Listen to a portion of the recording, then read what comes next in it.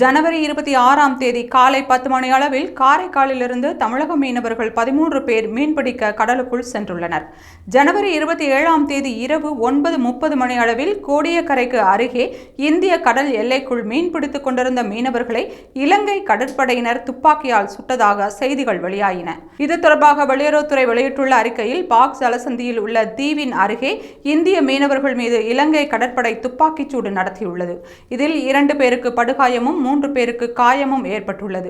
13 இந்திய மீனவர்கள் கைது செய்யப்பட்ட போது இந்த சம்பவம் நிகழ்ந்துள்ளது. படுகாயமடைந்த 2 மீனவர்களும் யாழ்ப்பாணம் மருத்துவமனையில் சிகிச்சை பெற்று வருகின்றனர். அங்கு இந்திய தூதரக அதிகாரிகள் அவர்களுக்கு உதவி வழங்க சென்றுள்ளதாக அதில் தெரிவிக்கப்பட்டுள்ளது. இலங்கை கடற்படையின் துப்பாக்கிச் சூட்டுக்கு இந்திய வெளியுறவுத்துறை கடும் கண்டனமும் தெரிவித்துள்ளது. மேலும் டெல்லியில் உள்ள இலங்கை தூதரை அழைத்து எதிர்ப்பை பதிவு செய்துள்ளது. கொழும்பில் உள்ள இந்திய தூதரகம் மூலம் இந்த பிரச்சனையை இலங்கை அதிகாரிகளிடமும் எழுப்பியுள்ளதாக தெரிவிக்கப்பட்டுள்ளது.